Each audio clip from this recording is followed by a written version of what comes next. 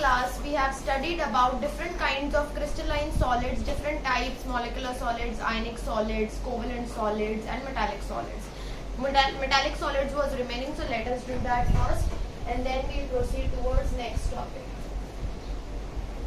Metallic solids. So in metallic solids, first thing we have to remember is constant particles will be, obviously as the name suggests, constituent particles will be metals.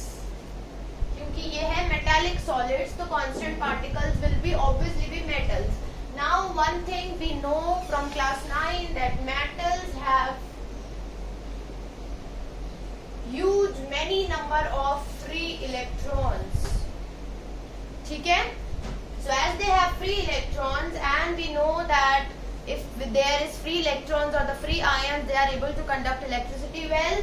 So as the metals have free ion, metals are very good conductors of electricity. Okay. Then if we check its thermal conductivity, so thermal conductivity is also good. Thermal conductivity. Right? Thermal conductivity means if we provide the heat, so it shows the conduction property there also, in the heated medium also. So these are the properties of metallic solids, and then example is all the metals,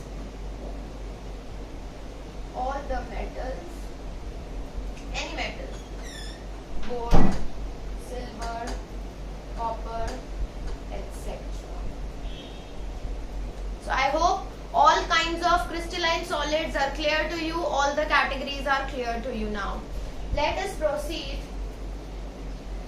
Our next topic is the main topic and the actual beginning of solid state. Crystal lattice. Let me make a unit cell for you, then I will explain it to you.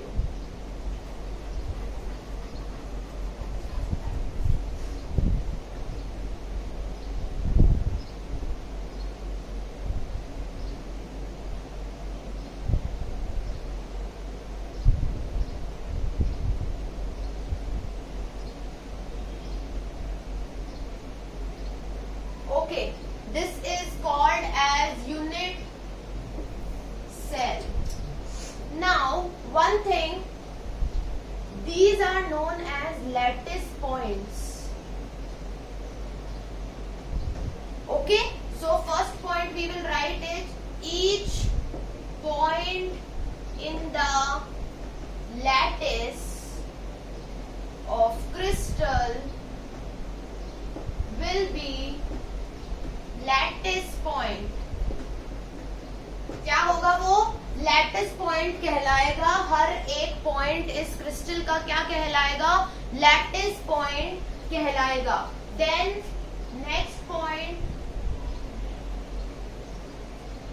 ये एक lattice point will represent one constituent particle. Till now we have studied in all kinds of solids. Constant particles की तो बात कर रहे थे ना, कि उसमें कांस्टेंट पार्टिकल्स क्या क्या होते हैं. किसी में मेटल्स होते हैं, किसी में मॉलिक्यूल्स होते हैं. So here also our pattern will remain same.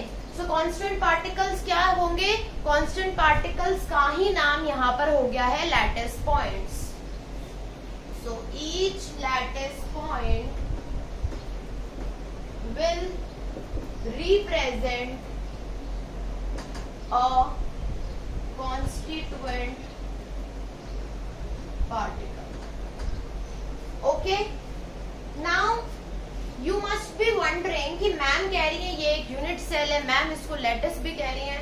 तो देखो ये एक यूनिट सेल कहलाता है, बट अगर इसको मैं और रिपीटेड और अरेंजमेंट्स कर दूं इसके, जैसे ऐसा ही यूनिट सेल जस्ट इसके बैक में, ऐसा ही यूनिट सेल इस साइड, ऐसा यूनिट, एक तो एक बड़ा सा नेटवर्क क्रिएट हो जाएगा ना. That network is known as the complete lattice. पूरा लैटिस. ठीक है, चाहे इसके पीछे 2 यूनिट सेल ऐसे कनेक्टेड हो, चाहे 4 हो, चाहे हंड्रेड्स हो, it will be known as one lattice. उसके सारे points, all the corner points, all the joining points will be known as lattice point, ठीक है, वो सारे लैटिस पॉइंट्स कहलाते हैं और ये सारे एक कॉन्स्टिट्यूएंट पार्टिकल को रिप्रेजेंट करते हैं। तो now a regular 3D arrangement, a regular 3D arrangement किस चीज का? Of points in a lattice is known as crystal lattice. That is what I have told you right now कि इसका 3 dimension picture, 3 dimension मतलब हम इसको 3D देखेंगे कि हो सकता है ये इसके पीछे भी हो सकता है ऊपर भी हो, नीचे भी हो, यहाँ सामने भी, अप फ्रंट होकर भी हो, ठीक है। सो एक ऐसा रेगुलर 3D अरेंजमेंट ही एक लैटिस कहलाता है। Okay, so now the two terms are very much clear to you कि एक यूनिट सेल होता है, उस यूनिट सेल का अगर 3D में अरेंजमेंट करते जाएं और in all the directions, so it will generate a big lattice and उसके सारे points will be known as lattice points and each lattice point will be representing the constituent particles. So you can note it down. Then I am rubbing. You can pause the video in between and or you can take the screenshot and then write it afterwards.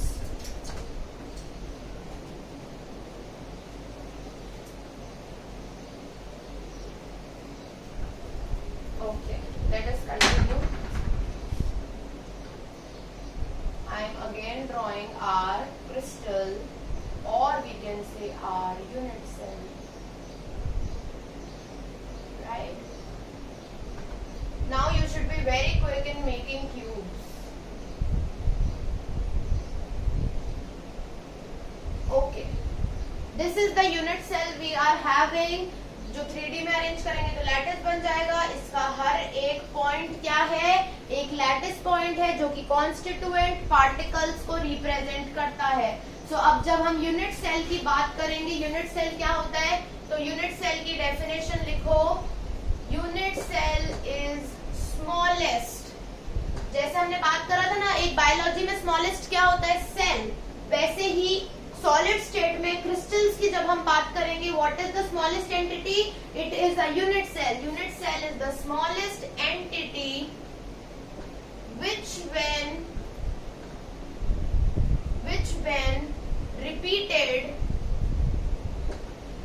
when repeated in different directions generates the entire lattice. So क्या करते हैं? Unit cell की definition क्या है? जैसे biology में सबसे small unit क्या होता है? सेल होता है। केमिस्ट्री में सबसे स्मॉल यूनिट एटम होता है। वैसे सॉलिड स्टेट की लैंग्वेज में सबसे स्मॉल पार्टिकल और entity is a unit cell. एक यूनिट सेल, फिर अब इसको रिपीट कर करके लैटिस बना सकता है। तो वही है, unit cell is the smallest entity which when repeated in different directions will generate the entire lattice. मैं आपको लैटिस भी बनाकर दिखा देती हूँ।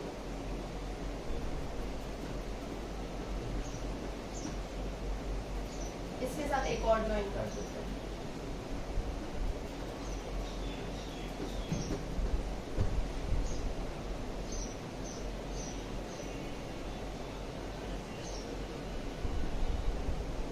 ठीक है, in this way like you are getting my point कि अब इसके सारे पॉइंट्स क्या कहलाएंगे?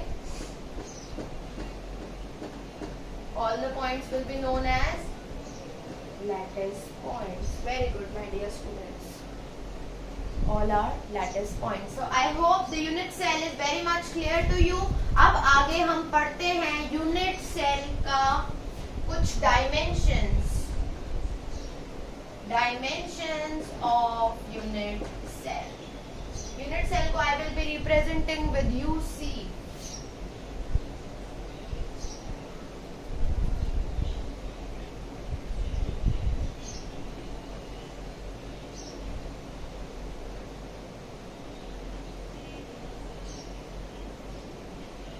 Very bad at drawing straight lines and hopefully बन जाएगी। Yeah, finally.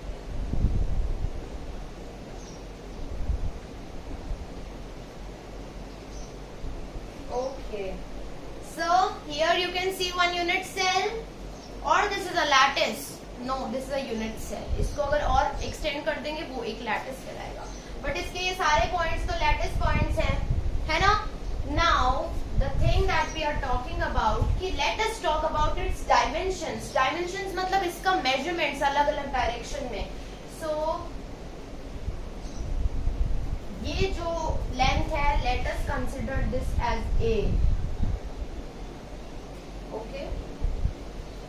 So जितनी भी इस तरीके की horizontal lines होंगी उसका measurement होगा A.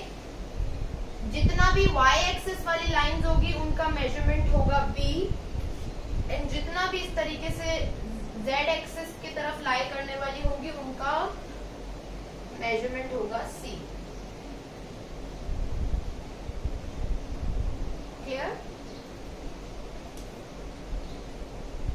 Okay, so this is the length measurements. a, b and c are edge lengths. Now this question should not come in your mind कि ये सारी equal होंगी. It can be or it cannot be. ठीक है? One thing you have to keep in mind that it can be equal, A equal to B equal to C, maybe or maybe not. ठीक है? And we'll see a large number of variations जिसमें ऐसा मिलेगा आपको कि कभी A बराबर है B के, कभी C के भी बराबर है, कभी अनइक्वल है. So we will see later on. अभी के लिए आपको ये ध्यान रखना है कि जरूरी नहीं है कि वो इक्वल हो सकता है अलग भी हो सकता है सेम भी हो जाए. ठीक है? Now if we talk about angles, तो इसके बीच के angles will be representing with this is alpha, this is beta and this is your gamma. ठीक है? डोंट गेट कंफ्यूज कि मैम यही वाला होगा क्या अल्फा, यही वाला एंगल होगा क्या बीटा. नहीं, this is an arbitrary value. You can put any value to anything. ऐसा हो सकता है आप इसको बीटा मान लो, इसको अल्फा मान लो. This is according to your comfort. So here alpha, beta and gamma are angles between the axes. Clear? These are the dimensions. इसके बारे में आगे डिस्कस करेंगे. You can note it down. Pause the video in between and note it down.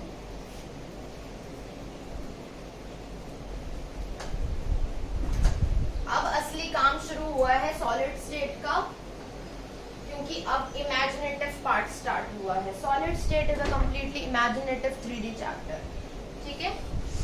Now unit cell की जब हम बात करते हैं तो unit cell is then divided into 2 types of cells. Unit cell तो आपको समझ आ ही गया है. अब क्या है कि यूनिट सेल डिवाइडेड है 2 टाइप्स ऑफ सेल्स के बीच में.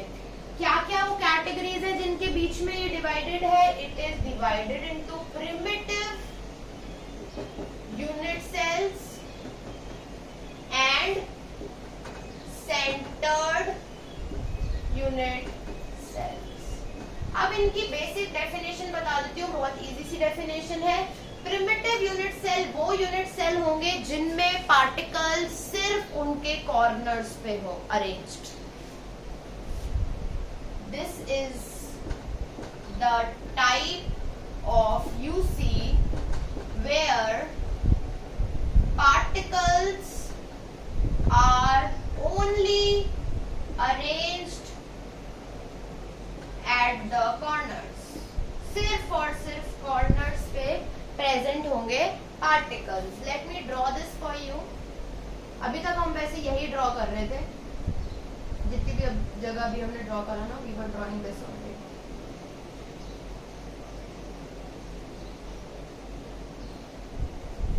देखो, कॉन्स्टिट्यूएंट पार्टिकल सिर्फ इस क्यूब के कॉर्नर्स पे हैं. Only on the corners.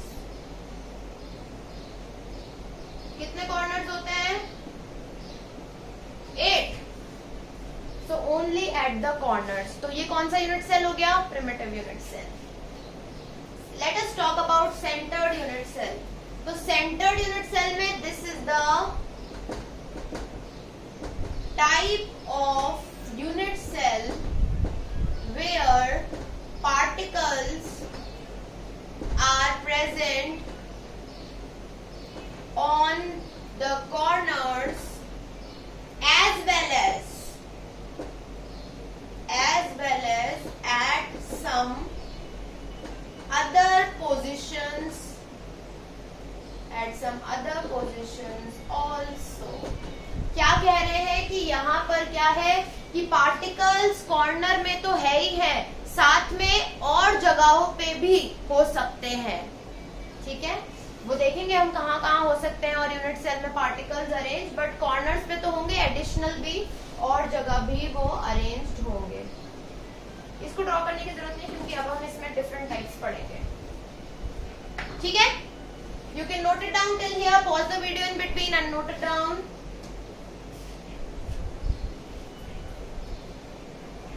I'm rubbing there.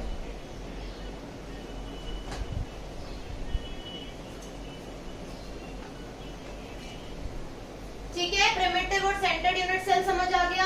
अब हम सेंटर्ड यूनिट सेल के बारे में और पढ़ेंगे.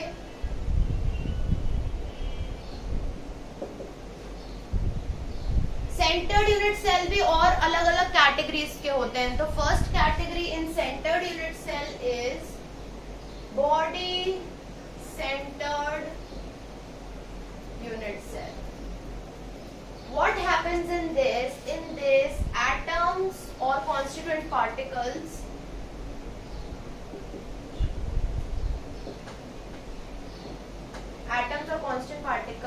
are present at the corners, वो तो हो गई, as well as at the center of the body of unit cell. Corners पे होगा और एक एटम कहाँ होगा? एकदम पूरे यूनिट सेल की बॉडी के सेंटर में. Let us see with the help of diagram.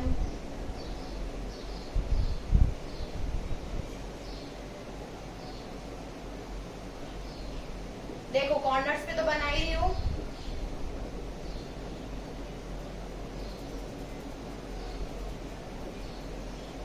ये हो गया ये कॉर्नर्स पे. दिस वी ऑलरेडी नो कि होगा ही, साथ में पूरी बॉडी के सेंटर में. तो इसको मैं ऐसे बना रही हूं. ठीक है, so this is your body centred unit cell. Second type of unit cell हम पढ़ते हैं, that is known as face centred unit cell. इसका शॉर्ट फॉर्म बॉडी सेंटर्ड का BCC भी कहलाता है एंड फेस सेंटर्ड का FCC. ठीक है, on face centred unit cell what happens? Atoms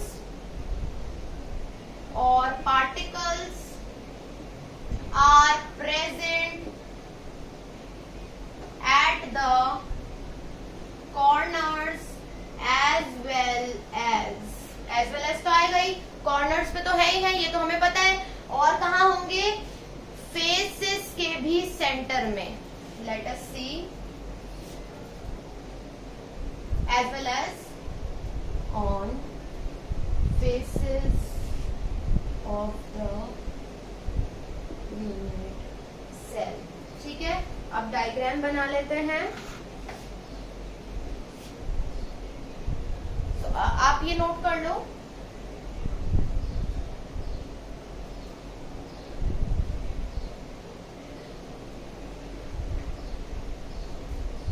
You can pause the video and note it down.